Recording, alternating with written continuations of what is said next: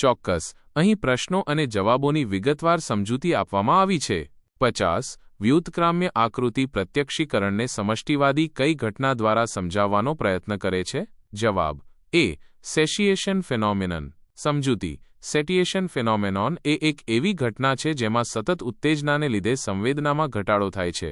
51. વર્ધીમેર દ્વારા કરવામાં આવેલ પ્રયોગમાં ફી ફેનોમેનોનની ઘટના ઉદ્ભવવા પાછળનું નીચેનામાંથી કયું ઘટક જવાબદાર ગણી શકાય? જવાબ ડી, એ, બી અને સી. સમજૂતી. પ્રકાશની સમાન તીવ્રતા, ઉદ્દીપકની સ્થાન સમીપતા અને પ્રકાશની સમય સમીપતા ત્રણેય ફી ફેનોમેનોન માટે જવાબદાર છે. 52. સમષ્ટિવાદીઓના મતે આકૃતિ પશ્ચાત ભૂમિકા પ્રત્યક્ષીકરણનું સ્વરૂપ કેવું હોય છે? જવાબ ડી, બી અને સી. સમજૂતી. સમષ્ટિવાદીઓના મતે આકૃતિ પશ્ચાત ભૂમિકા પ્રત્યક્ષીકરણ જન્મજાત અને મૌલિક બંને છે. 53. આપણે ઉદ્દીપકના અનેક અવયવોનું પ્રત્યક્ષીકરણ હંમેશા સહજતા અને સુંદરતાના રૂપમાં કરીએ છીએ. તેને કયો નિયમ કહે છે? જવાબ બી. Law of પ્રેગ્નન્સ. સમજૂતી. લો ઓફ પ્રેગ્નન્સ અનુસાર આપણે ઉદ્દીપકોને સરળ અને સુવ્યવસ્થિત રીતે જોવાનું વલણ ધરાવીએ છીએ.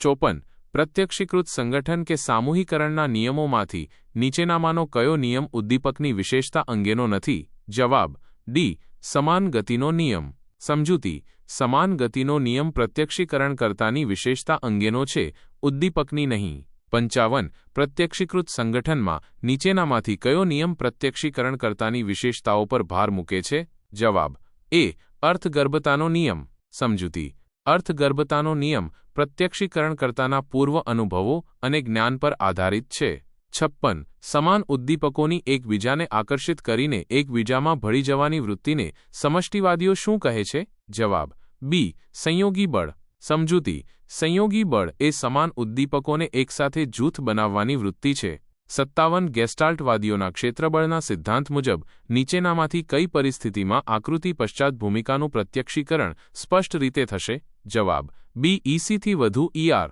સમજૂતી. ઇસીથી વધુ ઈઆર એટલે કે ઉત્તેજના બળ પ્રતિબંધક બળ કરતાં વધુ હોય ત્યારે આકૃતિ પશ્ચાત ભૂમિકાનું પ્રત્યક્ષીકરણ સ્પષ્ટ થાય છે. 58. કોઈ ઉદ્દીપક કોઈ એક પેટર્નમાં રહીને એક પ્રકારની પ્રતિક્રિયા ઉત્પન્ન કરે છે તથા તે જ ઉદ્દીપક બીજી પેટર્નમાં રહીને બીજા પ્રકારની પ્રતિક્રિયા ઉત્પન્ન કરે છે તેવું કયો મનોવૈજ્ઞાનિક માનતો હતો? જવાબ બી. હેબ. સમજૂતી. હેબ માનતા હતા કે ઉદ્દીપકોને કેવી રીતે સંગઠિત કરવામાં આવે છે તેના આધારે પ્રતિક્રિયાઓ બદલાય છે.